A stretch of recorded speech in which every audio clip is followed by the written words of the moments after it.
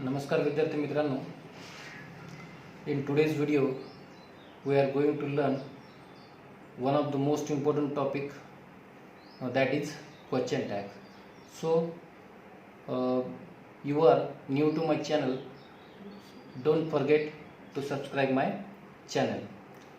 तर मित्रांनो, अतिशय महत्त्वाचा असा एक छोटासा टॉपिक आहे, पण अतिशय महत्त्वाचा आहे असं म्हणायला आपल्याला काही हरकत नाही. तर क्वेश्चन टॅग, नेमकं क्वेश्चन टॅग म्हणजे काय, तर तुम्ही स्क्रीनवर पाहू शकता की what is question tag. So question tag is a short question और phrase at the end of a sentence that changes it into a question and is often used to ask somebody to agree with you. म्हणजे काय की एखाद्या वाक्याच्या शेवटी ऐकणाऱ्याला एखादे विधान मान्य आहे का नाही, तो त्याशी सहमत आहे का नाही, हे विचारण्यासाठी एक जो छोटासा एक शब्दसमूह असतो त्यालाच आपण क्वेश्चन टॅग असे म्हणतो, किंवा त्याला आपण मराठीमध्ये पच्चप्रश्न असे म्हणतात. या ठिकाणी तुम्ही पाहू शकता या डार्कमध्ये. तर मग क्वेश्चन टॅग म्हणजे नेमका काय, आणि मग क्वेश्चन टॅग करताना कोणकोणते नियम आहेत, मग त्यात आपण पुढे जाण्यापूर्वी एक गोष्ट तुम्हाला लक्षात राहणं गरजेची आहे, ती म्हणजे क्वेश्चन टॅग करण्यासाठी एखाद्या दिलेल्या वाक्याचा क्वेश्चन टॅग आपल्याला तयार करण्यासाठी तुम्हाला सगळे हेल्पिंग वर्ब्स माहिती असणं गरजेचं आहे. म्हणजेच जे काही हेल्पिंग वर्ब्स आहेत आपल्या इंग्रजीमध्ये, am, is, are, was, were, has, have, had, do, does, did, shall, should, will, would, can, could, may, might, must, need to, dare to, used to. So you should know all the helping verbs that we use to form question tags in a sentence. So let's start. तर मग question tag म्हणजे काय नेमकं, तर या ठिकाणी तुम्हाला पहिल्या उदाहरणामध्ये दिसून येत आहे बघा. तर हा एक सेंटेन्स आपण दोन तीन वाक्य घेऊया, त्याच्यानंतर त्याचे सगळे नियम आपण विस्तारानं शिकूया. So what the first sentence, he was a very brilliant student. So you need it, if you want to learn the question tag, you should know all the helping verbs and their contacted forms, because the question tag is totally depend on the helping verbs and their contacted forms. जसं पहिलं वाक्य दिलेलं आहे की he was a very brilliant student. यामध्ये बघा की question tag म्हणजे काय असतो. मग क्वेश्चन टॅग करताना आपल्याला कोणती खबरदारी घ्यावी लागते, तर या ठिकाणी क्वेश्चन टॅग लिहिताना दिलेले सेंटेन्स हे आपल्याला पहिल्यांदा हे जशास तसे लिहावे लागणार आहे, जसं तुम्हाला स्क्रीनवर हे डार्क केलेले दिसत आहे. त्यानंतर आपल्याला पाहायचं आहे की दिलेल्या सेंटेन्समध्ये हेल्पिंग वर्ब आहे का एखादं, मग आहे तर कोणतं आहे ते आपल्याला शोधणं गरजेचं आहे, आणि नसेल तर मग दिलेल्या वाक्याच्या कानुसार ते आपल्याला घेता आलं पाहिजे. आता आपण या सेंटेन्समध्ये जर पाहिलं तर हे वॉज नावाचं एक हेल्पिंग वर्ब आपल्याला सापडलेलं आहे. मग या वॉज हेल्पिंग वर्बचा वापर करूनच आपण याचा क्वेश्चन टॅग करू शकतो. मग काय करावं लागेल, आपल्याला दिलेले सेंटेन्स आपण ॲज इट इज यापुढे लिहिलं, त्याच्यानंतर आपण काय केलं, लगेचच या ठिकाणी हा कॉमा दिलेला आहे बघा. कॉमा दिल्यानंतर वाक्यातलं हेल्पिंग वर्ब या ठिकाणी घेतलं, आणि त्याच्यानंतर पाहिलं की दिलेलं वाक्य, हे जे दिलेलं वाक्य आहे की हे वाक्य नकारार्थी आहे का होकारार्थी. If the sentence is affirmative, the question tag will become negative. If the sentence become negative, the question tag become affirmative की ऑर पॉझिटिव्ह. की जर दिलेलं वाक्य जर होकारार्थी असेल तर क्वेश्चन टॅग अशा प्रकारे नकारार्थी होईल, आणि जर दिलेलं वाक्य नकारार्थी असेल तर क्वेश्चन टॅग हा होकारार्थी होईल. तो भाग आपण पुढे आणखी घेऊया. मग काय केलं आपण, वाक्यातलं हेल्पिंग वर्ब वॉज या ठिकाणी घेतलं, आणि वरचं वाक्य हे होकारार्थी असल्यामुळे, अफर्मेटिव्ह असल्यामुळे आपला जो क्वेश्चन टॅग आहे तो नकारार्थी होणार आहे. म्हणजेच नकारार्थी क्वेश्चन टॅग करण्यासाठी आपल्याला हे जे वॉज नावाचं जे हेल्पिंग वर्ब आहे त्याच्यामध्ये आपल्याला काय करावं लागणार आहे, नॉट मिसळून त्याचं कॉन्ट्रॅक्टेड फॉर्म म्हणजे अति संक्षिप्त रूप आपल्याला तयार करावं लागणार आहे. या ठिकाणी मी स्क्रीनवर केलेलं आहे बघा, वॉज आणि नॉटचं वॉजंट केलेलं आहे, आणि शेवटी वाक्याचा कर्ता, the subject of the sentence becomes in a pronoun. जर दिलेल्या वाक्याचा कर्ता सर्वनामात असेल, म्हणजे जर प्रोनाउन असेल तर काही हरकत नाही, आणि जर नसेल तर या वाक्याच्या कर्त्यानुसार आपल्याला योग्य ते प्रोनाउन क्वेश्चन टॅगमध्ये घ्यावं लागणार आहे. आणि शेवटी आपण क्वेश्चन टॅग संपल्यानंतर हे क्वेश्चन मार्क असं या प्रकारे देतो. त्याच्यानंतर दुसरं सेंटेन्स बघा, पाहू शकता तुम्ही की they can do this very easily. ह्याचा देखील आपण क्वेश्चन टॅग या ठिकाणी केलेला आहे की काय, तर या वाक्यामध्ये कोणतं हेल्पिंग वर्ब आहे, तुम्ही पाहू शकता कॅन नावाचं एक मॉडेल ऑक्झिलरीज आहे. आणि वाक्य होकारार्थी का नकारार्थी आहे? हे वाक्य होकारार्थीच आहे, कारण नो, नॉट, नेवर, नथिंग अशा प्रकारचा कोणताही शब्द या वाक्यामध्ये आलेला नाही. मग काय करू आपण? जर वाक्य होकारार्थी असेल तर अर्थातच आपला क्वेश्चन टॅग हा नकारार्थी होणार आहे या ठिकाणी दिल्याप्रमाणे. मग आपण काय केलं? या कॅन मध्ये नॉट मिळून त्याचं कॉन्ट्रॅक्टेड फॉर्म कांट तयार केलं आणि वाक्याचा कर्ता की जो अगोदरच सर्वनामात आहे म्हणजे प्रोनाउन मध्ये आहे म्हणून तो जशास तसा या ठिकाणी मांडला. आणि अशा प्रकारे याचा क्वेश्चन टॅग काय तयार झाला? Can't they. त्यानंतर तिसरं सेंटेन्स बघा. आपण वरील दोन्ही सेंटेन्स मध्ये पाहिलं की याच्यामध्ये वॉज नावाचं हेल्पिंग वर्ब होतं, याच्यामध्ये कॅन नावाचं हेल्पिंग वर्ब होतं. आता हे जे तिसरं सेंटेन्स आहे, Geeta likes to eat fast food, या वाक्यामध्ये तुम्हाला कोणत्याही प्रकारचं हेल्पिंग वर्ब पाहायला मिळणार नाही. मग मी अगोदर सांगितल्याप्रमाणे जर वाक्यात हेल्पिंग वर्ब नसेल तर आपल्याला त्या काळाच्या वाक्याच्या काळानुसार आपल्याला योग्य ते हेल्पिंग वर्ब घ्यावं लागणार आहे. मग काय ते पुढे आहेच आणखी. If the sentence in simple present so we have to take, do or does according to the subject of the sentence. If the sentence is in simple past so we have to take did for all the subjects. मग जसं या ठिकाणी पाहतो आपण की like आहे आणि वाक्याचा करता थर्ड पर्सन सिंग्युलर नाउन असल्यामुळे याला येस आणि ईएस नावाचा हा जो प्रत्यय लागलेला आहे मग आपल्याला माहिती आहे. आणि वाक्य होकारार्थी याच्यामध्ये नो, नॉट, नेवर अशा प्रकारचे कोणतेही शब्द नाहीत म्हणून आपल्याला काय करावं लागणार आहे?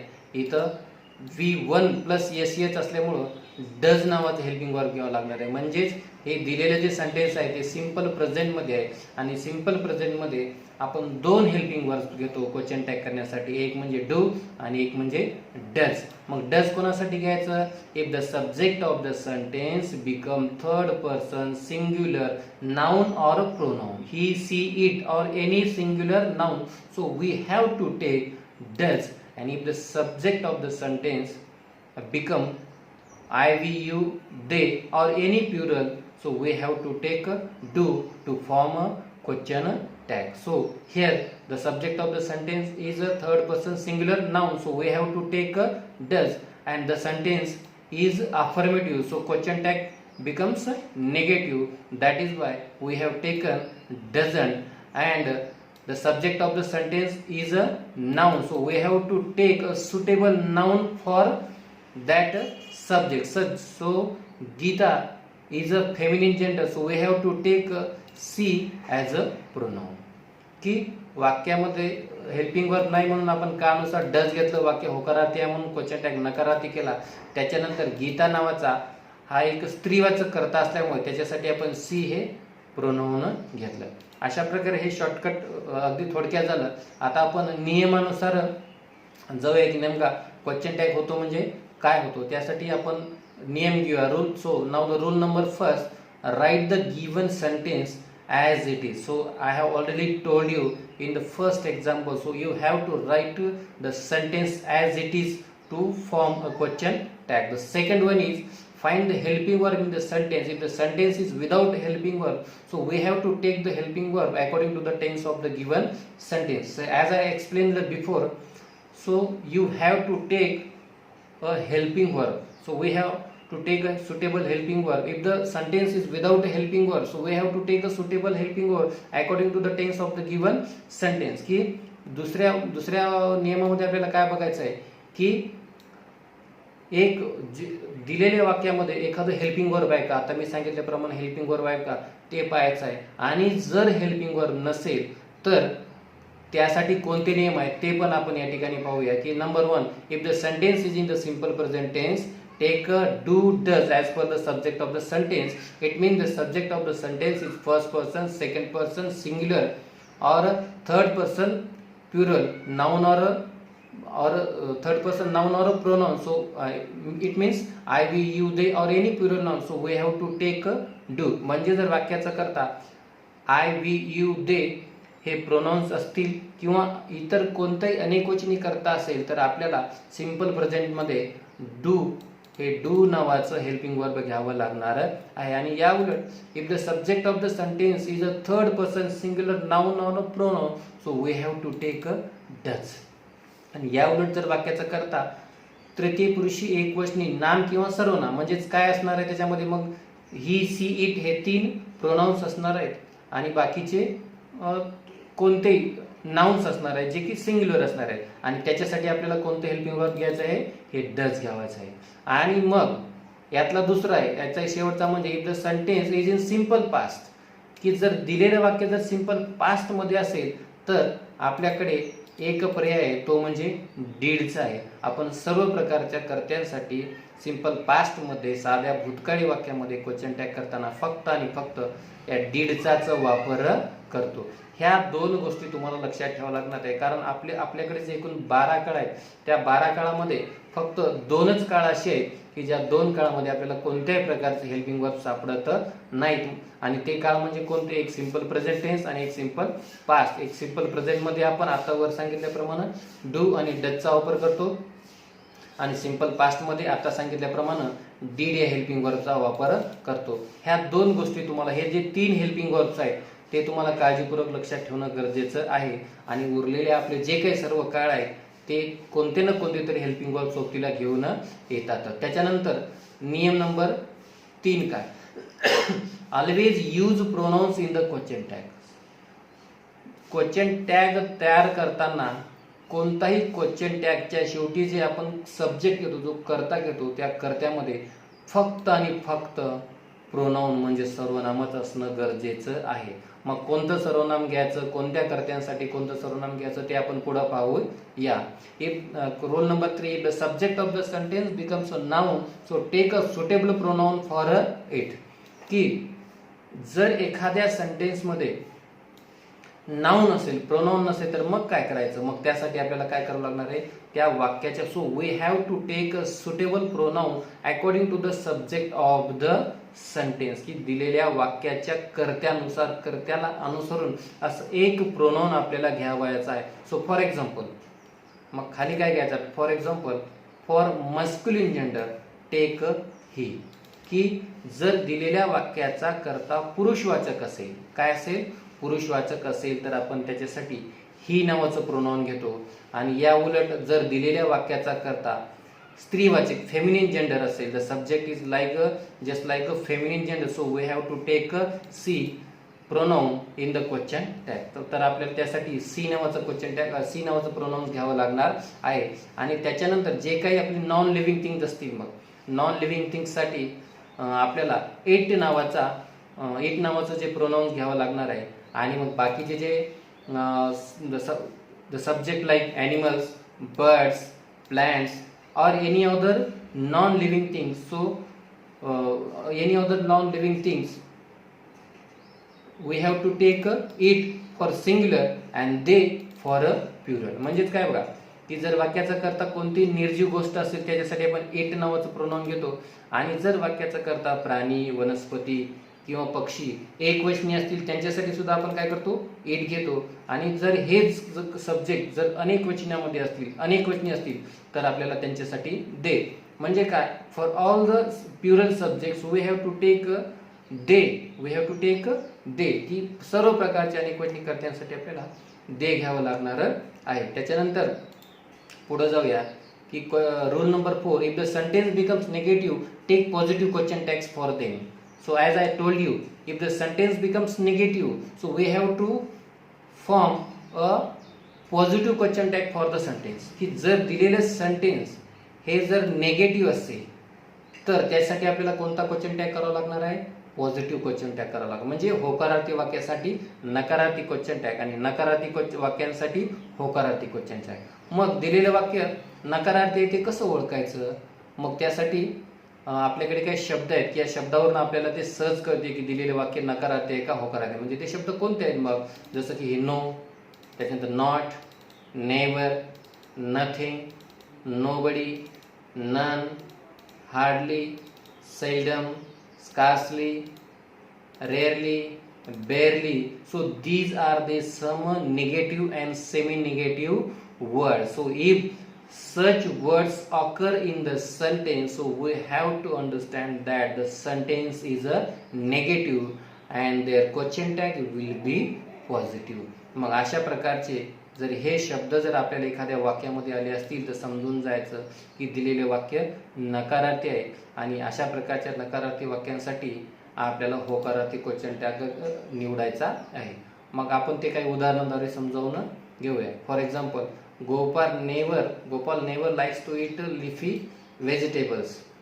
तर या ठिकाणी बघा तुम्ही नेव्हर नावाचा नेगेटिव्ह वर्ड आलेला आहे. याचा अर्थ याचा तयार होणारा जो क्वेश्चन टॅग आहे तो मात्र हमखास पॉझिटिव्ह होणारा आहे. मग आणखी दुसरी गोष्ट काय, हे दिलेलं सेंटेन्स आपण काय केलं, जशास तसं लिहिलं, त्यानंतर तो कॉमा दिला.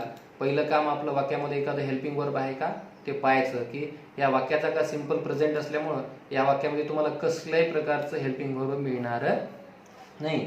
यासाठी तुम्हाला मग सब्जेक्ट कोणता आहे तो पाहावा लागणार आणि त्या सब्जेक्टनुसार डू किंवा डज. आपल्याला माहिती आहे की जर व्हर्बला जर येस किंवा येस नावाचा जर प्रत्यय असेल तर आपण त्याच्यासाठी काय करतो, डज घेतो. म्हणून आपण काय केलं, हे डज घेतलं. आणि हे सेंटेन्स निगेटिव्ह असल्यामुळं या डज मध्ये नॉट मिळवायची आपल्याला गरज नाही. याचाच अर्थ की होणारा क्वेश्चन टॅग हा होकारार्थी होणार आहे. आणि शेवटी उरला काय, जो हे ही या वाक्याचा करता काय, गोपाल आहे. सो इज हा एक पुरुषवाचक करता आहे. पुरुषवाचक करता असल्यामुळे पुरुषवाचक कर्त्यासाठी आपण काय करतो, ही हे प्रोनाउन घेतो. म्हणून डज ही अशा प्रकारे क्वेश्चन टॅग होईल. याच्यामध्ये नॉट आलं नाही कारण दिलेलं वाक्य नकारार्थी आहे. त्याच्यानंतर no one came to meet me in the school. या ठिकाणी बघा नो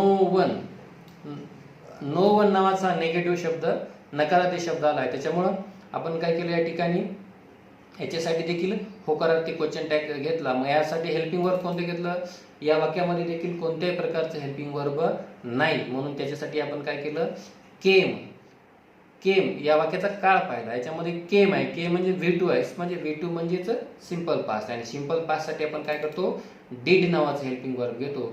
आणि वरचं वाक्य नो वन नावाचा शब्द असल्यामुळे नकारार्थी आहे, त्याच्यामुळे डीड मध्ये कसल्याही प्रकारचं नॉट मिळवायची गरज नाही. म्हणून आपण डिड घेतलं. आणि नो वन हा अनेक वचनी करता असल्यामुळं त्यासाठी काय केलं, आपण दे नावाचं प्रोनाउन वापरलं. म्हणून याचा क्वेश्चन टॅग काय तयार झाला, डिड दे. अशा प्रकारे तिसरं सेंटेन्स बघा, you are not doing the things rightly. So there is a not in the sentence. So this sentence is definitely negative. So the question tag will become positive. Just there is a helping verb in the sentence, so we have to use this helping verb in order to frame question tags. So if there is no helping verb, take suitable helping verbs according to the tense of the sentence. So the subject of the sentence in this sentence is you, so the question tag will become are you. की वाक्याचा या वाक्याचा करता already सर्वनामात असल्यामुळं आपण या ठिकाणी त्याच सर्वनामाचा वापर केला. जर नामात असेल तरच त्याच्यासाठी एक योग्य ते प्रोनाउन काय करायचं, आपल्याला यूज करायचं आहे. आणि जर अगोदरच एखादं प्रोनाउन असेल, I we you they he she it यापैकी कोणते असेल तर ते जशास तसे आपल्याला क्वेश्चन टॅग करताना वापरायचं आहे. तर अशा प्रकारे त्याच्यानंतर question number rule number 5, always use contracted forms of helping verbs for negative question tag. की नकारार्थी क्वेश्चन टॅग तयार करण्यासाठी आपल्याला हेल्पिंग वर्ब्स आणि नॉट यांचे कॉन्ट्रॅक्टेड फॉर्म यूज करायचे आहेत. जसं does not, doesn't, did not, didn't, do not, don't. ह्या गोष्टी तुम्हाला लक्षात ठेवायच्या आहेत. की Ramesh goes to school every day, या ठिकाणी ES आहे, हेल्पिंग वर्ब नाही, सिंपल प्रेझेंट आहे. म्हणून या ठिकाणी आपण काय केलं, डज घेतलं, त्याला नॉट मिळून डझंट झालं. आणि पुढं रमेश हा पुरुषवाचक कर्त्याचं, त्याच्यासाठी काय केलं, आपण ही नावाचं प्रोनाउन घेतलं, डझंट ही. सीमा, त्याच्यानंतर सीमा लोकडे या सेंटेन्स मध्ये सुद्धा सिंपल पास्ट आहे म्हणून डिड घेतलं आणि नॉट करून त्याचं डिडंट केलं. आणि Seema is a feminine gender, so we have to take a she, त्याच्यामुळे डिडंट सी. त्याच्यानंतर करेज, टेक्स या वाक्यामध्ये देखील कोणते हेल्पिंग वर्ब नाही. म्हणून काळानुसार आपण काय केलं, डज घेतलं आणि वाक्य होकारार्थी असल्यामुळे त्याच्यामध्ये नॉट मिळून त्याचं कॉन्ट्रॅक्टेड अतिसंक्षिप्त रूप घेतलं. आणि करेज हे एक नॉन लिव्हिंग थिंग्स असल्यामुळे त्याच्यासाठी आपण काय केलं, इट नावाचा करता घेतला. त्याच्यानंतर पुढे बघा rule number 6, if the subject of the sentence become these, those, everyone, everybody, somebody, something, nobody, someone, no one, none, take they in the question tag. जर तुमच्या वाक्याचा करता, या ठिकाणी मी डार्क केलेला आहे बघा, हे जर शब्द असतील तर तुम्हाला यांच्यासाठी क्वेश्चन टॅग करताना बघा त्याच्यामध्ये कोणत्यांचा समावेश आहे, these, those, everyone, everybody, somebody, something, nobody, someone, no one, none. अशा प्रकारचे जर कोणत्याही वाक्याचा करता जर ह्या अशा प्रकारचा असेल तर त्यांच्यासाठी क्वेश्चन टॅग करताना आपल्याला दे नावाचं प्रोनाउन यूज करावायचं आहे. त्या ठिकाणी आपण उदाहरण घेतलेले बघा, somebody went there, didn't they. आता डीड का घेतलं याचं तुम्हाला समजलं, त्याच्यामुळे याचं पुन्हा पुन्हा एक्सप्लेन करायची गरज नाही. No one saw me in the office did they. Someone was trying to enter in to the house weren't they. Weren't they. त्याच्यानंतर rule number 7, if the subject of the sentence becomes earth, moon, nature, country, nation, take she in the question tag.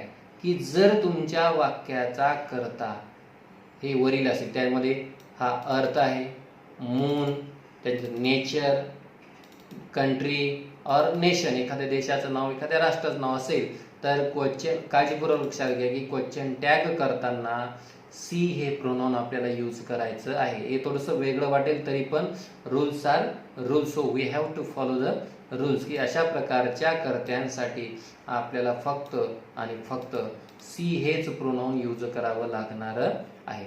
For example, the moon look so bright today doesn't she. हा question tag तयार झाला. The earth goes round the sun doesn't C.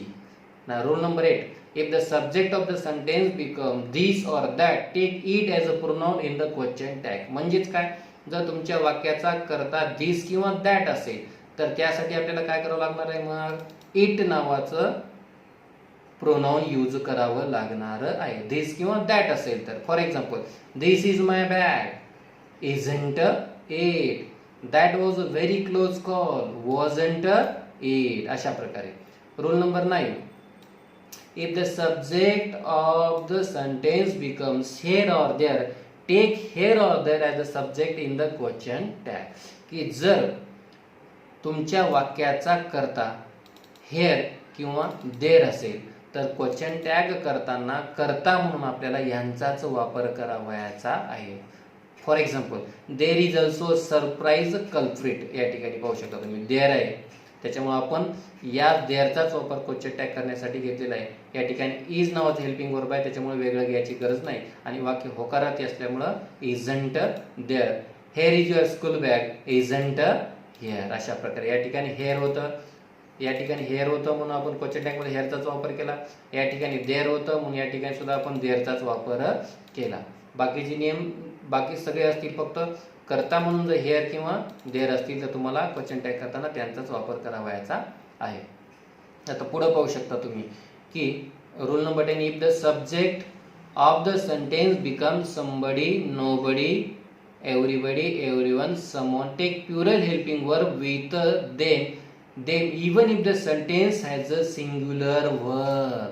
अतिशय one of the most important rule that most students totally forget it. So what is that?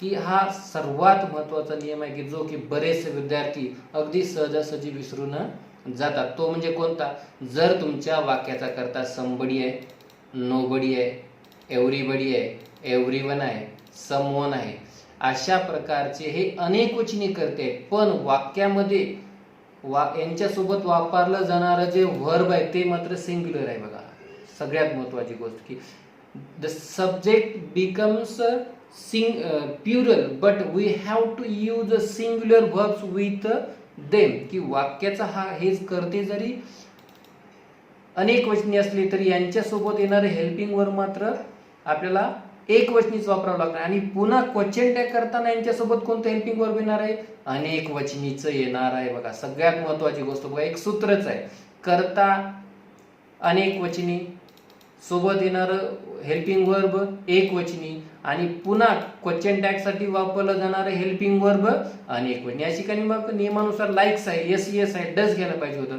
पण दे सोबत आपण does घेत नाही म्हणून काय करतो आपण डोंट घेतो. म्हणून everyone likes to eat fast food, don't they. त्यानंतर everybody has a bag of books with them. या ठिकाणी एव्हरीबडी आहे आणि एव्हरीबडी अनेक वचनी करता आणि हॅज नावाचं सिंग्युलर हेल्पिंग वर्ब आहे म्हणून याच्यासाठी आपण काय केलं, आता हॅझंट दे तर नाही करता येणार आपल्याला, म्हणून याच वर्ग प्रकारातलं याचं प्लुरल वर्ब कोणता आहे, हॅवंट आहे आणि अनेक वचनी करता असल्यामुळे आपण काय केलं या ठिकाणी दे, म्हणून याचा क्वेश्चन टॅग काय झाला, हॅवंट दे.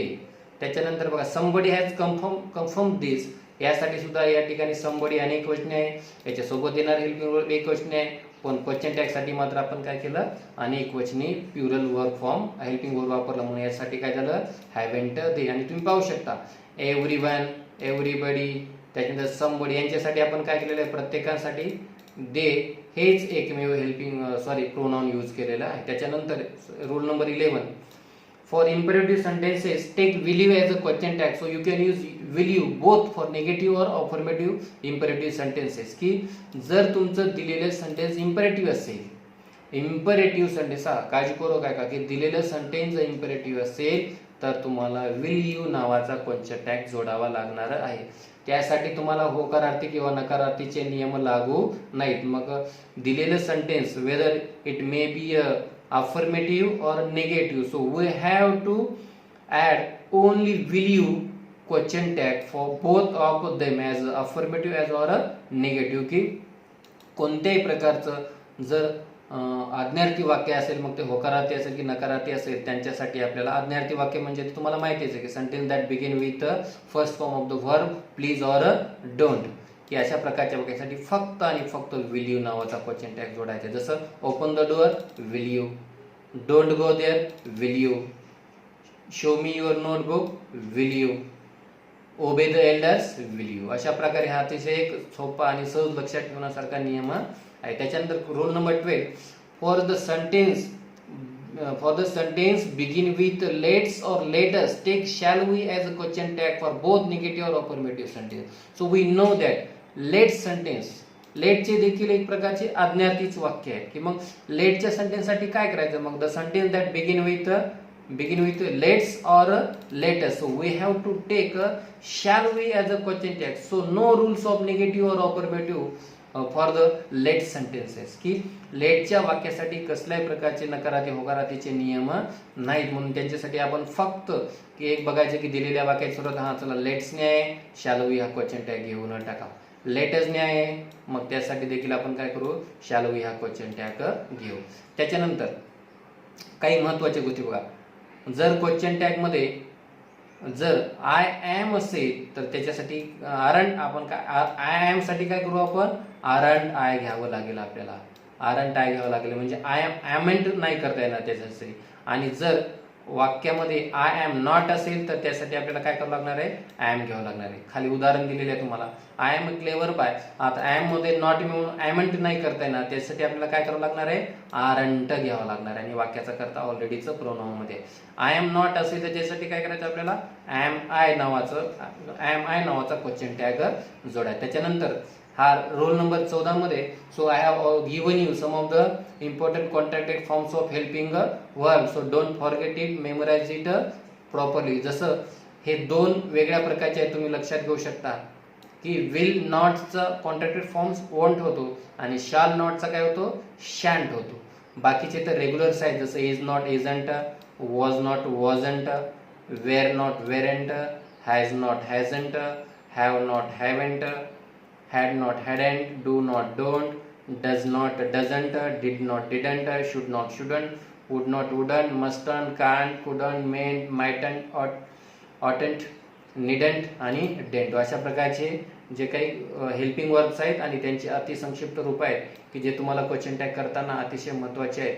पण एक गोष्ट लक्षात ठेवायची आपल्याला की नॉट आणि हेल्पिंग वर्ब यांची कॉन्टॅक्टेड फॉर्म आपल्याला केव्हा वापरायचे आहेत, की जर दिलेलं वाक्य जर होकारार्थी असेल तरच त्यांचा क्वेश्चन टॅग नकारार्थी होईल. आणि नकारार्थी क्वेश्चन टॅग करतानाच नॉट आणि हेल्पिंग वर्बचं कॉन्टॅक्टेड फॉर्म वापरून आपण हे अशा प्रकारे संक्षिप्त रूप क्वेश्चन टॅग मध्ये यूज करतो. आणि जर दिलेलं वाक्य नकारार्थी असेल म्हणजेच वाक्यात no, not, never, nothing, nobody, none अशा प्रकारचे जर शब्द नकारार्थी शब्द असतील तर आपल्याला ते वाक्याचा क्वेश्चन टॅग मात्र होकारार्थी करावा लागणार आहे. त्यानंतर आपण काही प्रॅक्टिस साठी घेऊ. या ठिकाणी सी इज इंडियन, या ठिकाणी इज आहे म्हणून याचा क्वेश्चन टॅग आपण काय केला, isn't she. They live in London, live नावाचं मेन वर्ब आहे म्हणजे सिंपल प्रेझेंट आहे म्हणून त्यासाठी डोंट दे नावाचा क्वेश्चन टॅग आपण जोडला. We are working tomorrow, aren't we. It was cold yesterday, wasn't it? He went to the party last night, didn't he? हे went आहे या ठिकाणी म्हणजे याचा काळ सिंपल पास्ट आहे, त्याच्यामुळे आपल्याला यासाठी did नावाचं हेल्पिंग वर्ब घ्यावं लागणार आहे. We were waiting at the station, weren't we? They have been to Japan, haven't they? She has been studying a lot of recently, hasn't she? He had forgotten his wallet, hadn't he? We had been working, hadn't we? She will come at 6, won't she? बघा, will आणि नॉटचं contraction काय झालं, won't झालं बघा, हे लक्षात घ्या. त्याच्यानंतर they will be arriving soon, won't they? They will have finished before 9, won't they? आता या ठिकाणी तुम्ही पाहू शकता की दोन हेल्पिंग वर्ब चाललेले आहेत, will आणि have. मग क्वेश्चन टॅग करताना जे सुरुवातीला हेल्पिंग वर्ब्स आहे त्याचाच आपल्याला विचार करावायचा आहे, म्हणून या ठिकाणी काय आलं, won't they. She will have been cooking all day, won't she? He can help, can't he? John must stay, mustn't he? बघा या ठिकाणी मस्ट आलेलं आहे, त्याला नॉट लावलं, मस्टंट केलं आणि जॉन नावाचा पुरुषाचं करता आहे त्याच्यासाठी आपण काय केलं, ही नावाचं प्रोनाउन घेतलं. या ठिकाणी तुम्ही पाहू शकता हे काही उदाहरणं आपण दिलेली आहेत. She speaks English very well, doesn't she? He has left, hasn't he? You will have some tea, won't you? I need not stay long, need I? She loves dancing, doesn't she? You are not joining the strike, are you? या ठिकाणी हे वाक्य नकारार्थी आहे बघा. He broke the glass, didn't he? He is not late, हे वाक्य नकारार्थी आहे, त्याच्यामुळे याचा क्वेश्चन टॅग काय झालेला आहे, होकारार्थी झालेला आहे. तर अशा प्रकारे विद्यार्थी मित्रांनो या एवढ्या 11 जवळपास 14 नियमामधून क्वेश्चन टॅग हा टॉपिक मी तुम्हाला अतिशय विस्तृतपणे सांगितलेला आहे. हा व्हिडिओ तुम्हाला कसा वाटला हे मला कॉमेंटद्वारे नक्की कळवा. आणि तुम्ही जर माझा चॅनल अजून सबस्क्राईब केला नसेल तर तो कृपया सबस्क्राईब करा, जेणेकरून अशाच प्रकारच्या महत्त्वाच्या व्हिडिओज मी पाठवल्यावर लगेच तुम्हाला त्याचं नोटिफिकेशन मिळेल. जर व्हिडिओ आवडला तर नक्की तुमच्या इतरांकडे शेअर करायला विसरू नका. तोपर्यंत धन्यवाद.